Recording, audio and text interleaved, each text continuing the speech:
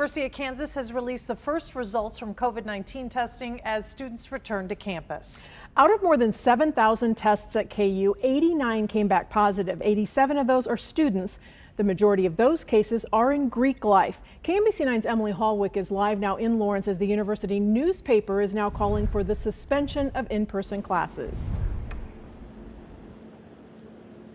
Yeah, Kelly, students have been moving in here at KU pretty much as usual as they get ready to start in-person classes on Monday. There are some concerns as these reports are coming out about the first positive COVID-19 cases here at KU. And I spoke with the editor of the university, the student-led newspaper, here about why she's urging the university to change course.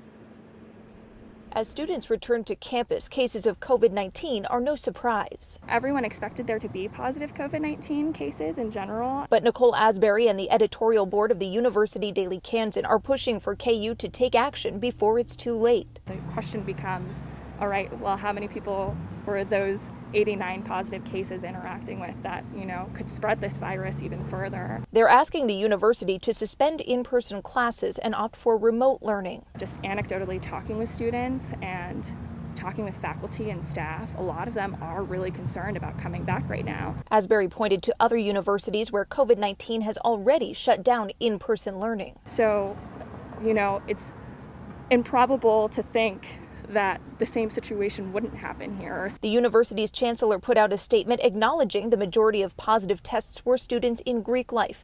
He said he met with Greek life communities and campus officials to discuss health and safety guidelines, rules, and policy recommendations. He says they will conduct follow-up testing as needed. Asbury says it's still a gamble. It's irresponsible for us to return at the capacity that we are and under its current plan. The chancellor also said in that statement that since they've been testing students as they've been coming to campus, any students testing positive has been able to go back home to isolate, so they will not be isolating here on campus for the time being. Reporting live in Lawrence, Emily Hallwick, KMBC 9 News. The university says it does plan to continue more targeted testing as well as random sampling. A driver's license office in Mission is temporarily closing because of a suspected case of COVID-19. The office on Johnson Drive at the Mission West Shopping Center could reopen as early as Monday. If you had an appointment at that driver's license office, you will be contacted to reschedule. Tonight, Smithville Schools says it will proceed with its fall sports schedule. Superintendent Todd Schutz says there will be precautions in place as recommended by the Clay County Public Health Center. Now, look at the latest numbers. Missouri reports another 1,058 cases since yesterday. Kansas is reporting 723 new cases for Tuesday and Wednesday. They'll update their numbers tomorrow. Kansas now has 13.2% positivity rate. Missouri is at 10.7%. The national average is at 6.3%. We're following up on a KMBC 9 News investigation tonight. It's about a poultry plant in southwest Missouri. Investigative reporter Matt Fleener has obtained new documents showing a tipster's concerns about the facility. After our story last month about a meat processing plant in southern Missouri, we filed a Freedom of Information request.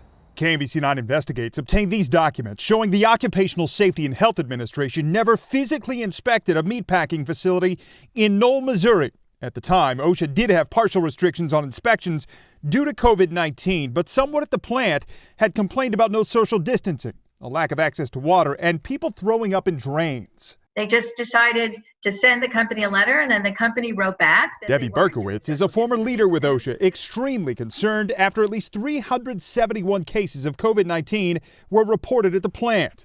The case file obtained by KMBC shows Tyson told OSHA in a letter he was trying to continually improve social distancing. Workers did have water available in vending machines and human resources and on tap, and that one team member got sick on the floor and was sent home.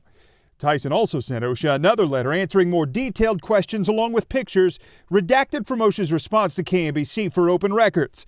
Apparently, Tyson's written response satisfied OSHA. The case closed May 13th. Is that what we want, is for workers who give us our meat and poultry to have to sacrifice their life and health? Matt Fleener, KMBC 9 News. Tyson said it responded to OSHA with relevant information. OSHA has not responded to our latest request for comment. Today, the University of Kansas Health System's COVID-19 panel addressed a part of the virus not picked up by a coronavirus test: anxiety and depression. Statistics from the National Center for Health are staggering. 30% of people surveyed are experiencing symptoms of clinical depression.